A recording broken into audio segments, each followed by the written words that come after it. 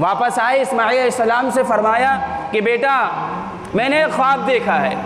اب آپ ذرا اندازہ لگائیے کہ ایک بوڑھا باپ جس کی عمر قریب 92 93 94 سال کی ہو چکی ہے، اور ایک بڑھاپے کے باوجود ایک بیٹا یہاں ملا یہاں پر، اب جو سہارا بنتا، بڑھاپے کی لاٹھی بنتا، قرآن خود کہتا ہے فَلَمَّا بَلَغَ مَعَهُ السَّعْيَ، جب اسماعیل بھاگنے دوڑنے اور چلنے والے ہو گئے ابراہیم علیہ السلام کے ساتھ، تو فرمانے لگے کہ میں نے خواب میں دیکھا ہے کہ میں تمہیں ذبح کر رہا ہوں۔ اب آپ ذرا سوچئے کہ کیا زبردست امتحان ہوگا کہ ابراہیم علیہ السلام کو یہ حکم دیا جا رہا ہے کہ اپنے ہاتھوں سے تمہیں اس لڑکے کو اپنے ذبح کرنا۔ اچھا، پھر یہ بھی اسماعیل تھے، یہ بھی نبوت کے اوپر، نبوت کے مکان کے اوپر اور نبوت کے منصب پر فائز ہونے والے تھے، بلکہ نبوت تو چھوڑ دیے، یہ ابو الانبیاء اور ابو الرسل بننے والے تھے۔ انہوں نے کیا فرمایا کہ یا ابت افعل ما تؤمر ستجدنی انشاءاللہ من الصابرین، میرے والد، اے میرے ابا، آپ کو جو حکم ہوا ہے آپ وہ کر ڈالیے، میری فکر نہ کریے، بلکہ اللہ کی فرما برداری کریے اور میرے گلے کے اوپر چھری چلائیے، اور رہی بات میری تو میں صبر کرنے والا رہوں گا، میں صبر کروں گا۔ نقشہ کھینچتا ہے کہ وَتَلَّهُ لِلْجَبِينِ، چہرے کے بل اسماعیل کو ابراہیم علیہ السلام نے لٹایا ہے، ہاتھ کو باندھ دیا ہے، پیٹھ کے اوپر گھٹنا رکھ دیا ہے، آنکھوں کے اوپر پٹی باندھ دی ہے۔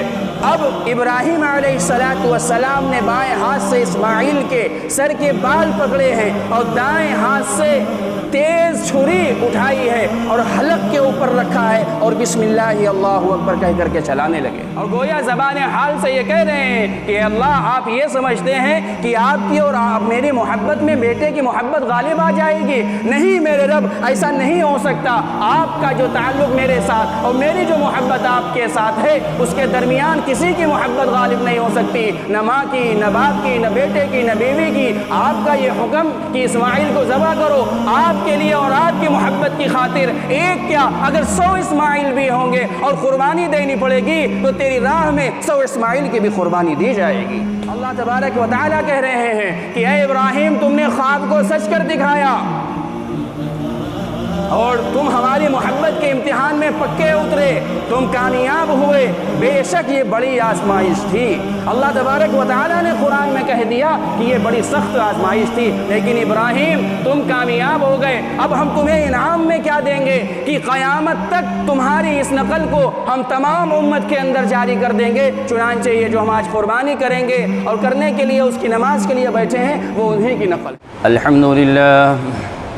الحمد لله نحمده ونستعينه ونستغفره ونؤمن به ونتوكل عليه ونعوذ بالله من شرور أنفسنا ومن سيئات أعمالنا من يهده الله فلا مضل له ومن يضلله فلا هادي له ونشهد أن لا إله إلا الله وحده لا شريك له ونشهد أن سيدنا وسندنا وحبيبنا مولانا محمدا عبده ورسوله أما بعد قال الله تبارك وتعالى أعوذ بالله من الشيطان الرجيم بسم الله الرحمن الرحيم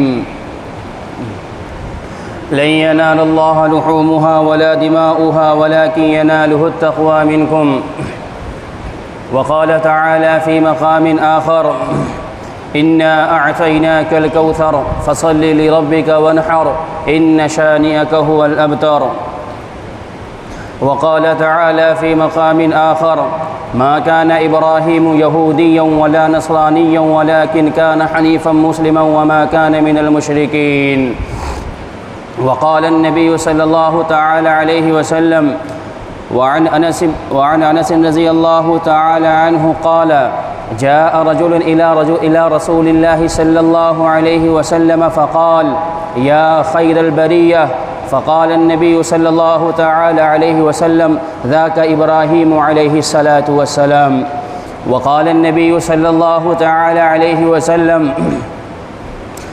من كان له سعة ولم يزح فلا يقربن مصلانا وفي رواية من وجد سعة ولم يزح فلا يقربن مصلانا أو كما قال عليه الصلاة والسلام۔ اللہ اکبر اللہ اکبر اللہ اکبر لا الہ الا اللہ واللہ اکبر اللہ اکبر وللہ الحمد۔ محترم حضرات، معزز سامعین، عزیزوں، بزرگوں، فرزندان اسلام، عزیز نوجوانوں، آج ہم لوگوں کا یہ اجتماع عید الاضحیٰ کے موقع پر ہوا ہے۔ عید الاضحیٰ کے موقع پر صلاۃ عید الاضحیٰ کے دو گانا کی ادائیگی کے لیے ہمارا یہاں جمع ہوا ہونا ہے، اس واسطے ہم یہاں اکٹھا ہوئے ہیں۔ آج کا دن قربانی کا دن ہے، آج کا دن یوم النحر ہے، اور قربانی ایک ایسی عبادت ہے کہ اس کے پیچھے ایک پوری تاریخ ہے، اس کے پیچھے ایک پورا پس منظر ہے۔ جب تک ہم پس منظر کا ہمیں علم نہ ہوگا، جب تک ہم اس کی تاریخ سے واقف نہیں ہوں گے، تو اس کی اہمیت، اس کی افادیت، اس کی فضیلت اور اس کی ادائیگی پر اللہ تبارک و تعالی نے کیا کیا اجر رکھا ہے، اس کا ہمیں صحیح علم نہ ہوگا تو قربانی کا عمل بے فائدہ اور بے مقصود ہو جائے گا۔ قریب آج سے 4000 تقریباً سال قبل پہلے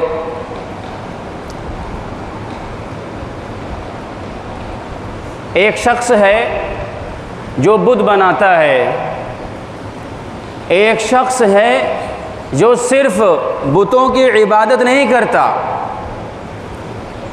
بلکہ بتوں کو بنانے والا بھی ہے، ایک ایسا شخص ہے جو صرف اور صرف مورتیوں کے سامنے سجدہ نہیں کرتا، غیر اللہ کی عبادت ہی نہیں کرتا، بلکہ لوگوں کو دعوت دیتا ہے کہ بتوں کی عبادت کرو، لوگوں کو بت فراہم کرتا ہے، بت بنا کر کے دیتا ہے، اس بت کو اس بت کی ساز و ساخت کر کے، اس کی پرداخت کر کے اور خراش و تراش کر کے پتھروں کو بت بنا کر کے دیتا ہے کہ تم اس کی عبادت کرو۔ کیا نام تھا ان کا؟ آزر۔ پھر اسی گھر کے اندر اسی کی نسل میں اللہ تبارک و تعالی ایک بچہ پیدا کرتا ہے۔ اب ظاہر سی بات ہے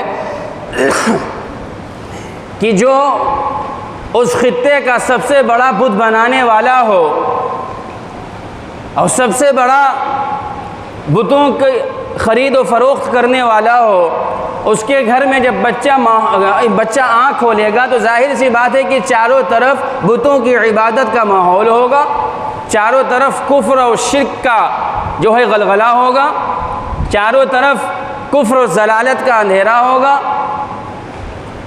لیکن اللہ کی مرضی کہ اللہ تبارک و تعالی ایسا کام کرتے ہیں جو لوگوں کے گمان میں نہیں آتا۔ جیسے فرعون کے گھر میں موسیٰ علیہ السلام کو پال کر کے دکھا دیا، جیسے بت بنانے والے کے گھر کے اندر حضرت ابراہیم علیہ السلام کو پیدا کر دیا۔ چنانچہ حضرت ابراہیم علیہ السلام، وہ بچہ کون ہے جسے ہم اور آپ ابراہیم کے نام سے جانتے ہیں علیہ السلام، وہ بچہ آنکھ کھولتا ہے، ذرا ہوش والا ہوتا ہے، ہاتھ پیر چلانے والا ہوتا ہے، سوجھ و سمجھ والا ذرا ہوتا ہے، تو وہ دیکھتا ہے کہ ہمارے قوم کے لوگ بعض بتوں کی عبادت کر رہے ہیں، بعض لوگ ستاروں کی عبادت کر رہے ہیں، بعض لوگ چاند کی پرستش کر رہے ہیں، بعض لوگ سورج کی عبادت کر رہے ہیں۔ اس نے آنکھ کھولا، رات میں دیکھا کہ آسمان کے اوپر ستارے چمک رہے ہیں، جھلملا رہے ہیں۔ اس نے کہا کہ ہاں یہ میرے رب ہیں اور یہ میرے معبود ہیں، میں ان کا بندہ ہوں۔ لیکن جب صبح ہوتی ہے، جب صبح کا اجالا چھاتا ہے تو ستارے غائب ہو جاتے ہیں۔ یہ سمجھدار بچہ کہتا ہے کہ نہیں، جو ڈوب جائے، جو چھپ جائے وہ خدا نہیں ہو سکتا۔ چنانچہ اگلے دن رات میں چاند نکلتا ہے چمکتا ہوا روشن، کہتے ہیں ہاں یہ ستاروں سے بہتر ہے اور ستاروں سے یہ بڑا بھی ہے اور زیادہ چمکدار ہے، روشن ہے، یہ میرا خدا ہے۔ لیکن وہی حال جب صبح ہوتا ہے چاند بھی چھپ جاتا ہے، وہ بچہ کہتا ہے کہ نہیں، جو چھپ جائے، جو مٹ جائے، جو پوشیدہ ہو جائے وہ خدا نہیں ہو سکتا۔ اس کے بعد جب دن ہوتا ہے پھر اب سورج نکلتا ہے، جب سورج نکلتا ہے تو ظاہر سی بات ہے کہ سورج سب سے زیادہ روشن، سورج سب سے زیادہ بڑا، سورج سب سے زیادہ روشنی والا، سورج سب سے زیادہ طاقتور، سورج کی تمازت سب سے زیادہ، یہ ہزاروں کلومیٹر اوپر جو ہے چمک رہا ہے، لیکن یہاں آدمی کے بدن سے پسینہ بہہ رہا ہے۔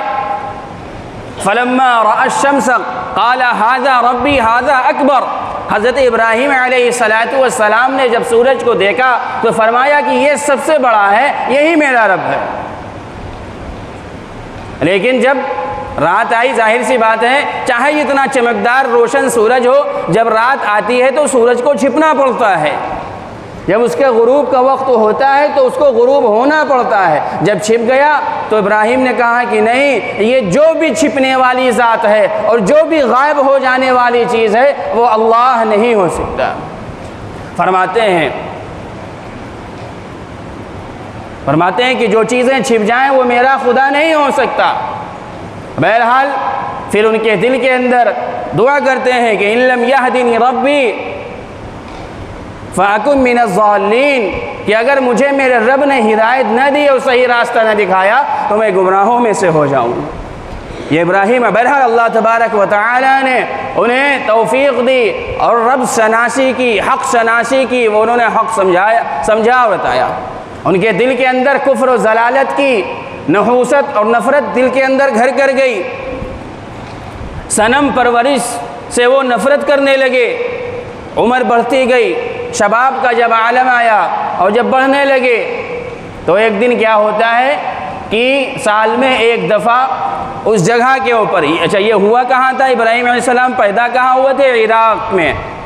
کہاں ہوئے تھے بھائی؟ ابراہیم علیہ السلام کی پیدائش اور یہ رہنا بچپن سے جوانی تک کا وہ جو وقت گزرا یہ عراق میں ہوا تھا۔ عراق میں سال میں ایک دفعہ میلہ لگتا تھا، لوگ ایک جگہ اپنا گھر چھوڑ کر کے، اپنا شہر چھوڑ کر کے دوسرے جگہ پر اکٹھا ہوتے تھے، خوشیاں مناتے تھے۔ چنانچہ جو ہے سال کے ان دنوں میں، ان ایام میں، اس دن سب لوگ جمع ہوئے، ابراہیم علیہ السلام نہیں گئے، وہیں ٹھہر گئے۔ جب پورا شہر خالی ہو گیا، اب وہ باپ کا کارخانہ، وہ باپ کا حال جہاں پر تمام بت و مورتیاں رکھی جاتی تھیں، ابراہیم علیہ السلام وہاں پہنچتے ہیں اور تمام مورتیوں کو توڑ ڈالتے ہیں۔ کلہاڑی اٹھاتے ہیں، توڑنے والا آلہ، اور تمام بتوں کو توڑ ڈالتے ہیں۔ کسی کا ہاتھ توڑا، کسی کی گردن توڑی، کسی کی ناک توڑی، کسی کا جو ہے کسی کی ٹانگ توڑی، بہرحال سب کو اپاہج اور سب کو اپنگ کر دیا۔ اور جو سب سے بڑا ایک اس کے اندر صنم تھا، سب سے بڑی مورتی تھی، اس کو چھوڑ دیا اور اس کلہاڑی کو اسی کی گردن میں لٹکا دیا۔ چنانچہ جب شام ہوا، لوگ جب واپس آئے، لوگوں کی عادت یہ تھی کہ میلہ اور خوشیاں منا کر کے جب واپس آتے تھے تو بتوں کے سامنے سجدہ کرتے تھے، عبادت کرتے تھے۔ چنانچہ جب اس کارخانے کے اندر پہنچے جہاں سب کے بت اکٹھا تھے، دیکھتے ہیں تو دیکھ کر کے سب دہشت زدہ ہو جاتے ہیں کہ ارے یہ کیا ہوا، یہ تو ہم چھوڑ کے گئے تھے، سارے کے سارے ہمارے بت کھڑے تھے اور ہم جب واپس آئے ہیں تو سارے کے سارے لیٹ گئے، سب کے سب پٹرا ہو گئے۔ اب چہمی گوئیاں شروع ہو گئے، بھائی یہ کس نے کیا، یہ کس نے کیا؟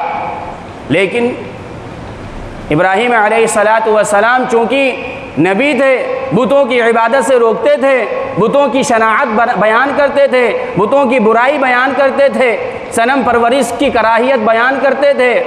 لوگوں نے کہا کہ یقال فتى یذکرہم یقال لہ ابراہیم، ایک نوجوان ہے وہی ہمارے معبودوں کو برا بھلا کہا کرتے ہیں، وہی ہو سکتے ہیں، ان کے علاوہ کوئی نہیں ہو سکتا۔ چنانچہ لایا گیا ابراہیم علیہ السلام، کہا ابراہیم علیہ السلام سے پوچھا گیا کہ یہ کیا ہے بھائی، یہ تم نے کیوں کیا؟ جواب دیتے ہیں سیدنا ابراہیم کہ بھائی یہ کس نے کیا؟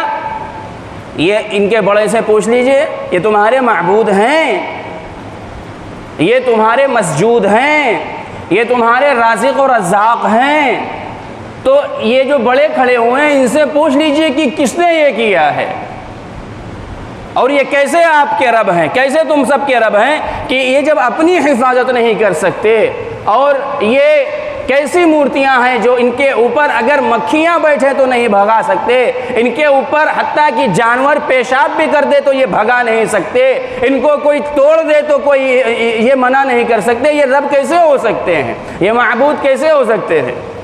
بہرحال سب جان گئے کہ ابراہیم علیہ السلام کا یہ کام ہے۔ مشورہ ہوا قوم کے اندر کہ اس کی سزا ملنی چاہیے، ایسے چھوڑا نہیں جائے گا۔ فرمایا حرقوا نارا وانصروا آلہتکم، کیا سزا دی جائے کہ آگ جلائی جائے اور لوگوں کو اکٹھا کیا جائے اور زبردست آگ جلائی جائے اور آگ کے اندر ابراہیم علیہ السلام کو ڈال دیا جائے۔ چنانچہ یہی ہوا۔ بادشاہ وقت جسے نمرود کے نام سے آپ جانتے ہیں، اس کے مشورے سے ایک ایسی آگ جلائی گئی، ایسی آگ جلائی گئی، لکھا ہے تاریخ کے اندر کہ اس کی لپٹ اونچے آسمانوں تک جاتی تھی، آسمانوں پر اس کے اوپر آگ کے اوپر کوئی پرندہ نہیں گزر سکتا تھا، اس زبردست طریقے پر آگ جلائی گئی، روشن کی گئی۔ بہرحال ابراہیم علیہ السلام کو ڈالا گیا۔ ڈالا کیسے گیا؟ ایک غلیل نما ایک چیز بنائی گئی، بڑی ظاہر سی بات ہے کہ اتنی زبردست آگ جلائی گئی تو قریب جا کر کے کیسے ڈالا جاتا؟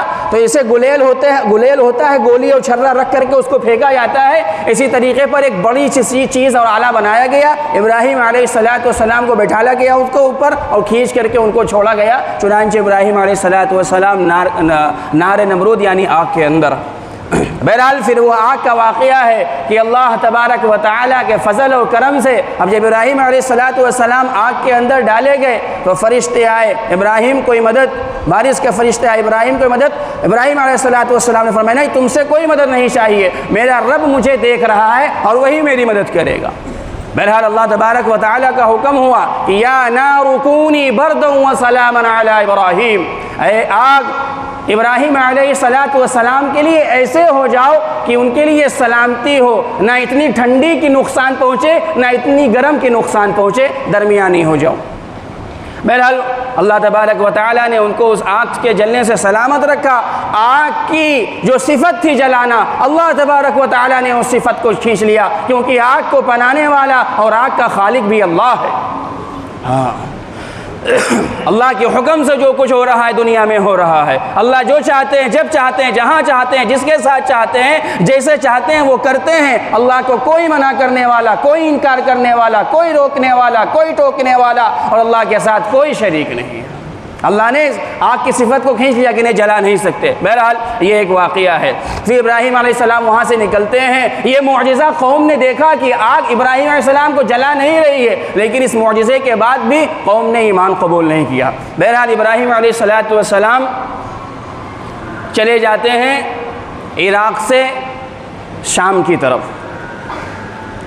شام میں کچھ دن رہتے ہیں، وہاں جو پہلی بیوی ہے ان کی حضرت سارہ، ان سے نکاح وغیرہ ہوتا ہے، اس کے بعد پھر مصر چلے جاتے ہیں، مصر سے پھر واپس شام آتے ہیں۔ پھر مصر کے قیام کے دوران بادشاہ مصر کے پاس ایک باندی ہوتی ہے جس کا نام ہاجرہ ہوتا ہے، اس ہاجرہ کو حضرت سارہ کی خدمت کے لیے بادشاہ وقت یعنی حضرت ابراہیم علیہ السلام کی خدمت کے لیے دے دیتا ہے۔ کرتے کرتے پھر حضرت سارہ جو پہلی بیوی ہے ابراہیم علیہ السلام کی، وہ نکاح کر دیتی ہیں حضرت ابراہیم کے ساتھ ان کا۔ اب حکم ہوتا ہے اللہ تبارک و تعالیٰ کا، مصر سے شام آ جاتے ہیں۔ اب شام سے حکم ملتا ہے ابراہیم علیہ السلام کو کہ اب آپ کو جانا ہے کہاں؟ حجاز کی طرف یعنی مکے کی طرف۔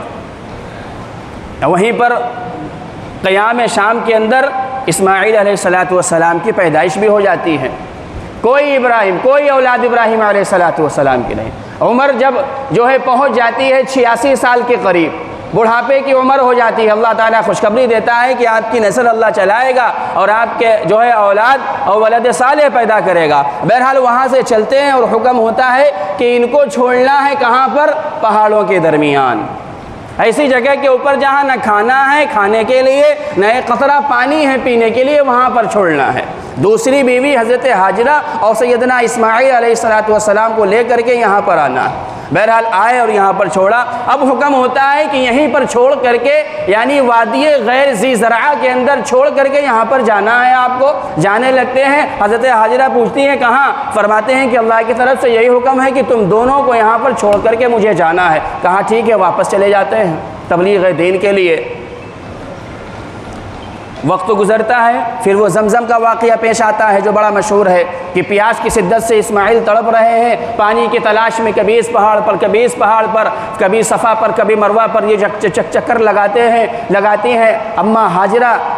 اسی کی وجہ سے اللہ تبارک و تعالیٰ نے زمزم کا واقعہ اور زمزم کا کنواں پھر نکالا۔ بہرحال مختصر وقت کم ہے اور جو ہے طویل واقعہ ذکر کرنے کا وقت نہیں ہے۔ پھر ابراہیم علیہ السلام کو حکم ہوتا ہے، واپس آتے ہیں حجاز مقدس۔ اچھا، واپس جب آتے ہیں حجاز مقدس، ابھی وہیں پر ہیں، کہاں پر چھوڑ کر کے واپس چلے گئے ہیں؟ شام میں۔ وہیں پر خواب دیکھ لیا۔ کیا دیکھ لیا؟ واپس آئے، اسماعیل علیہ السلام سے فرمایا کہ بیٹا میں نے ایک خواب دیکھا ہے۔ اب آپ ذرا اندازہ لگائیے کہ ایک بوڑھا باپ جس کی عمر قریب 92، 93، 94 سال کی ہو چکی ہے اور ایک بڑھاپے کے باوجود ایک بیٹا یہاں ملا یہاں پر۔ اب جو سہارا بنتا، بڑھاپے کی لاٹھی بنتا، قرآن خود کہتا ہے فَلَمَّا بَلَغَ مَعَهُ السَّعْيَ قال انی رأیت فی المنام انی اذبحک فانظر ماذا تری۔ جب اسماعیل بھاگنے، دوڑنے اور چلنے والے ہو گئے ابراہیم علیہ السلام کے ساتھ، تو فرمانے لگے کہ میں نے خواب میں دیکھا ہے کہ میں تمہیں ذبح کر رہا ہوں۔ کیا کر رہا ہوں؟ ہاں، پہلے یہ بتا چکا کہ بڑھاپے کے بعد یہ بیٹا ملا ہوا ہے۔ اب باپ اور بیٹے کی اہمیت کیا ہوتی ہے؟ جو صاحب اولاد یہاں پر بیٹھے ہوئے ہیں، ذرا سوچئے کہ اگر زکام اور کھانسی بھی ہو جاتی ہے بچے کو اور خاص طور پر لڑکے کو تو کیا کیفیت ہوتی ہے؟ رات میں نیند آتی ہے بھائی؟ اگر رات میں لڑکا کھانسنے لگے یا سینہ کھڑکھڑانے لگے تو نیند آتی ہے صحیح رات میں؟ نہیں آتی ہے۔ اب آپ ذرا سوچئے کہ کیا زبردست امتحان ہوگا کہ ابراہیم علیہ السلام کو یہ حکم دیا جا رہا ہے کہ اپنے ہاتھوں سے تمہیں اس لڑکے کو اپنے ذبح کرنا ہے۔ اور مسلسل 3 دن یہ خواب دیکھتے ہیں، 7 ذی الحجہ کی رات، 8 ذی الحجہ کی رات اور 9 ذی الحجہ کی رات۔ کہتے ہیں کہ ہاں بھائی، ابراہیم اسماعیل علیہ السلام سے کہتے ہیں کہ میں نے خواب میں دیکھا ہے کہ میں تمہیں ذبح کر رہا ہوں، تو دیکھو کیا ہے تمہاری رائے؟ اچھا، پھر یہ بھی اسماعیل تھے، یہ بھی نبوت کے اوپر، نبوت کے مکان کے اوپر اور نبوت کے منصب پر فائز ہونے والے تھے، بلکہ نبوت تو چھوڑ دیے، یہ ابو الانبیاء اور ابو الرسل بننے والے تھے۔ انہوں نے کیا فرمایا کہ یا ابت افعل ما تؤمر ستجدنی انشاءاللہ من الصابرین۔ اے میرے رب، اے میرے والد، اے میرے ابا، آپ کو جو حکم ہوا ہے آپ وہ کر ڈالیے، میری فکر نہ کریے بلکہ اللہ کی فرما برداری کریے اور میرے گلے کے اوپر چھری چلائیے، اور رہی بات میری تو میں صبر کرنے والا رہوں گا، میں صبر کروں گا۔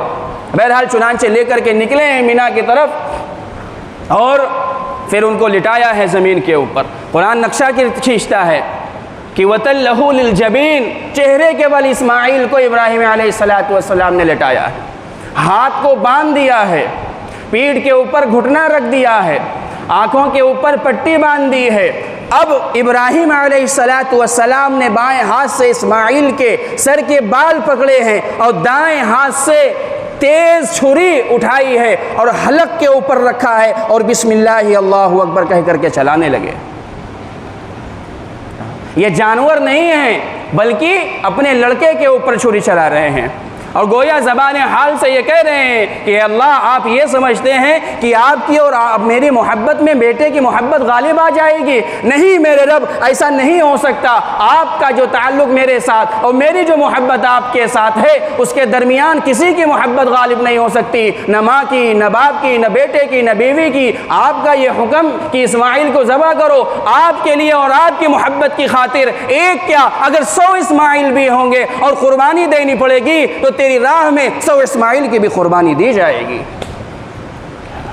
چنانچہ جبریل علیہ السلام جنت کا میڑھا لے کر کے آتے ہیں اور قربانی قبول ہوتی ہے، اسماعیل چھری سے نکالے جاتے ہیں۔ اچھا، واقعے میں یہ بھی لکھا ہے کہ چھوڑتے ہیں، جب پہلی مرتبہ چھری نہیں چلتی تو چھری کو دوبارہ پتھر پر تیز کرتے ہیں ابراہیم علیہ السلام، دوبارہ پھر کوشش کرتے ہیں، تیبارہ پھر کوشش کرتے ہیں، لیکن کاٹنے کی جو صفت ہے چھری کی وہ اللہ تبارک و تعالیٰ سلب کر لیتے ہیں۔ وہاں آگ کی صفت کو چھینا کہ جلا نہیں سکتے، یہاں چھری کی صفت کو چھینا کہ تم کاٹ نہیں سکتی، کیونکہ ہر چیز اللہ کے حکم کی محتاج ہے۔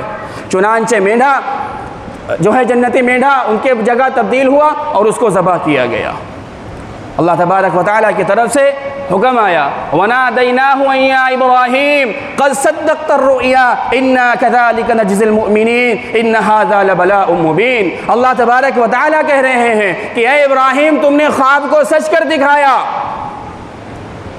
اور تم ہماری محبت کے امتحان میں پکے اترے، تم کامیاب ہوئے، بے شک یہ بڑی آزمائش تھی۔ اللہ تبارک و تعالیٰ نے قرآن میں کہہ دیا کہ یہ بڑی سخت آزمائش تھی، لیکن ابراہیم تم کامیاب ہو گئے۔ اب ہم تمہیں انعام میں کیا دیں گے کہ قیامت تک تمہاری اس نقل کو ہم تمام امت کے اندر جاری کر دیں گے۔ چنانچہ یہ جو ہم آج قربانی کریں گے اور کرنے کے لیے اس کی نماز کے لیے بیٹھے ہیں وہ انہی کی نقل ہے۔ ابراہیم علیہ السلام ایک جو ہے ہمارے لیے نمونہ ہے، وہ مؤسس امت مسلمہ ہے۔ قرآن میں ارشاد فرمایا کہ ہوا اباکم ابراہیم وسماکم المسلمین، ہمارا نام جو مسلمان رکھا گیا اور مسلمین، یہ ابراہیم علیہ السلام نہیں رکھا ہے۔ میرے دوستوں، یہ پیغام جو مختصر واقعے سے ہمیں یہ ملتا ہے کہ ابراہیم علیہ السلام کفر کے اور شرک کے اور بت پرستی کے ماحول میں پیدا ہوئے اور گھر کے اندر پیدا ہوئے۔ ان کے باپ بت بنانے والے تھے، لیکن بت کی عبادت سے انہوں نے بیزاری کی۔ آج ہمیں ضرورت ہے کہ ہم بت کی عبادت سے، اللہ کے ساتھ شرک کرنے سے بیزاری اختیار کریں اور اپنی اولادوں کو توحید کے خالص کے اوپر تربیت کریں اور شرک اور کفر سے بچائیں، کیونکہ آج محنت ہو رہی ہے مسلمانوں کے مرتد بنانے کے لیے۔ آج محنت ہو رہی ہے کوشش کے ساتھ، زور زبردستی کے ساتھ، حکومت کی زبردستی کے ساتھ کہ مسلمان بچوں کو مرتد بنایا جائے، مسلمان بچیوں کو گھر سے بھگایا جائے، انہیں مرتد بنایا جائے، دین اسلام سے انہیں پھیرا جائے، گھر واپسی کے نام پر تمہارے آباء و اجداد کفر و شرک کے اندر جو ہے تھے اور تمہارے آباء و اجداد مشرک تھے، تمہیں گھر واپسی کرنی ہوگی۔ یہ آج شور مچایا جا رہا ہے۔ اس موقع کے اوپر ہمیں یہ سبق لے کر کے جانا ہے کہ جس طریقے پر بت کی عبادت کے ماحول میں سیدنا ابراہیم علیہ السلام ڈٹے رہے، ہم بھی قربانی کا عمل کریں گے، قربانی کریں گے اور ہم توحید خالص کے اوپر ڈٹے رہیں گے، چاہے جیسے حالات آئے ہمارے اوپر، ہماری جان رہے نہ رہے، ہماری جان جائے، ہمارا مال جائے، ہماری اولادیں جائیں، جو کچھ بھی ہم سے چاہے چھن جائے، لیکن ہم اللہ کی محبت سے خالی نہیں ہوگا ہمارا دل۔ ہم توحید سے کوئی کمپرومائز نہیں کریں گے، بلکہ اللہ تبارک و تعالیٰ کی ہی عبادت کریں گے جو ایک ہے، اکیلا ہے، احد ہے، صمد ہے، اس کا کوئی شریک نہیں، کوئی ساجی نہیں، کوئی ساتھی نہیں، اللہ تبارک و تعالیٰ وحدہ اور لا شریک ہے۔ یہ ہمیں پیغام لینا ہے اور قربانی جیسے عمل کے اوپر کرنا ہے۔ جو صاحب نصاب ہیں، جو صاحب حیثیت ہے، جو انہوں نے ابھی تک ارادہ نہیں کیا ہے قربانی کا، وہ قربانی کریں۔ قربانی کا بہت بڑا اجر ہے۔ اللہ کے نبی علیہ السلام ارشاد فرماتے ہیں کہ جو حیثیت اور طاقت ہونے کے باوجود قربانی نہ کرے، وہ نماز پڑھنے کے لیے کپڑا اور ٹوپی لگا کر کے ہمارے یہاں مسجدوں کے اندر، ہمارے مسلمانوں کی عیدگاہ کے اندر نماز پڑھنے کے لیے نہ آئے۔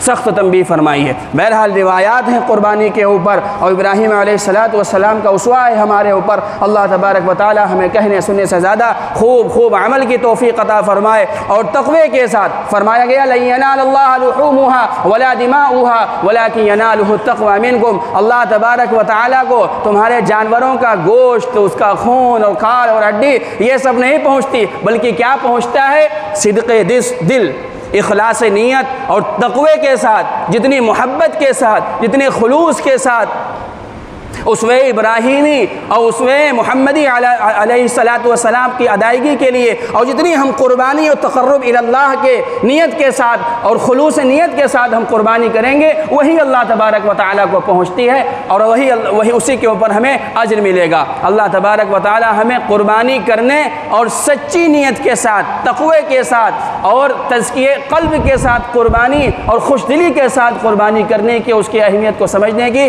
توفیق عطا فرمائے۔ وآخر دعوانا الحمد للہ رب العالمین۔